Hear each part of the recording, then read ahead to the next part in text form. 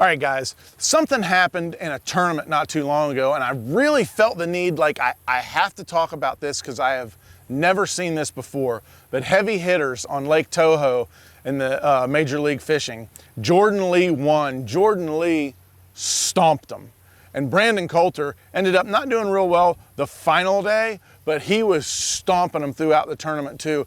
And in all my years of fishing tournaments, of commentating tournaments, it was something that I've never seen. And I know there's somebody right now looking at this video going, dude, he caught him on a frog on matted grass. Absolutely, he caught him on a frog on matted grass, but it was on hydrilla. And that is one thing that you don't see very often in fishing. You don't see guys catching fish on frogs on top of matted hydrilla. Lots of times you see guys catching fish on frogs around clumps of hydrilla or in open holes in the hydrilla, but not on the mats. And here's why. Because hydrilla, the mat, you know, that's an open cavernous area underneath, the mat of hydrilla is very thick. Where milfoil, pondweed, all that stuff, the mat's really thin, frogs on top, and the fish blast through it and eat it. Typically, hydrilla, the mat is very thick, and that's why you see a lot of people punching hydrilla, you know, with an 1.5 ounce, 1.75 ounce weight, you know, in a bee-bug or a pocket slim or whatever. You see guys punching them. You don't see guys frogging like used to be up at Gunnersville when we would see guys frogging over top of hydrilla. We'd kind of giggle because they should be frogging the milfoil, not the hydrilla, right? Well, Brandon Coulter, Jordan Lee, they took all that knowledge, crumpled that up, threw it right out the door. Like ridiculous, right in the trash can, file 86. And now all of a sudden we're fishing frogs over top of hydrilla. I had to come up with a setup because, you know me, I had to go over there and do it myself. Yes, it was happening. I will give you a little piece of why I think it was happening. The mat on the hydrilla had not gotten really thick yet. The water on Lake Toho was low, so basically you just had the strands of hydrilla starting to lay over and creating a mat instead of the strands growing to the top of the water and fanning out and making the mat and fanning out very thick.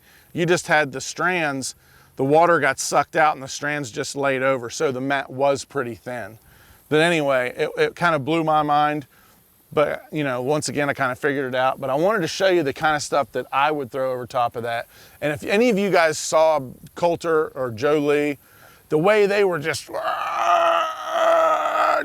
massively pulling on those fish and stuff, you got to have a big rod.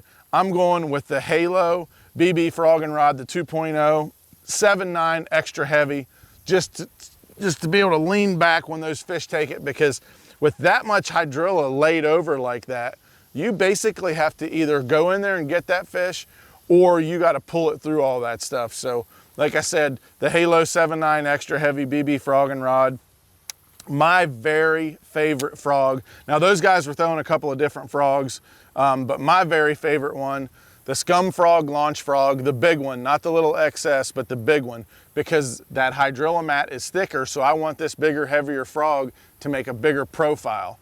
But putting it on 65-pound line, that's gonna be my bread and butter in a situation like that, where I'm throwing over top of the super, super thick hydrilla. Ardent Vertex Contender, you know, this is the 7.3-to-1. I love this reel. This is one I'm gonna throw. I can get that extra distance and really be able to cover a lot of that mat with a lot of casts before I go to move my boat. The next thing I would do, didn't see any of the guys doing this in the tournament, but I would have certainly tried it if I was there. This is a 7.2 heavy action BB frogging rod from Halo, but I would have used the Snag Proof Zoo Dog. This is the big, it's kind of like a Zara Spook looking bait, only it's a hollow body and it's weedless. This you could throw up on top of the mats, and then when you got to some of those big holes in the mats, you could start working it just like you would a walking topwater bait.